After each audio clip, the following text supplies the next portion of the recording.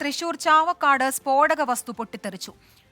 Orumanayur 6-ാം ward ശാഖാ റോഡിലാണ് തുണിയിൽ പൊതിഞ്ഞ നിലയിലുള്ള വസ്തു പൊട്ടിത്തെറിച്ചത്. ബോംബ് സ്ക്വാഡ് സ്ഥലത്തേക്ക് തിരിച്ചു. സൂരജ് സജ്ജീകരണമുണ്ട് വിശദാംശങ്ങളുമായി. സൂരജ്, എന്താണ് സംഭവം? നിലവിൽ നമുക്ക് ലഭിക്കുന്ന വിവരങ്ങൾ എന്തൊക്കെയാണ്?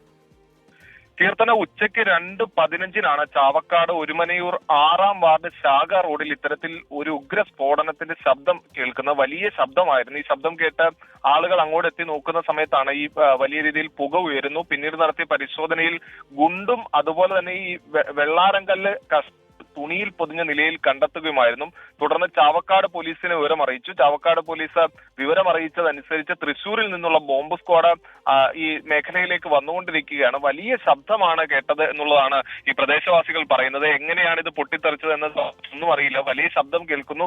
ആ സമയത്താണ് ഈ പ്രദേശവാസികളായ ആളുകൾ ഈ റോഡിലേക്ക് ഇറങ്ങി നോക്കുന്നത്. അവിടെ തൊട്ടടുത്ത വീട്ടിലൊരു ജോലിക്കെത്തിയ ആളുകളും പ്രദേശവാസികളും ചാവക്കാടാണ് സ്ഫോടക വസ്തു പൊട്ടിത്തെറിച്ചു എന്നുള്ളൊരു വാർത്ത വരുന്നത്. ബോംബ് സ്ക്വാഡ് സ്ഥലത്തേക്ക് എത്തിയിട്ടുണ്ട്.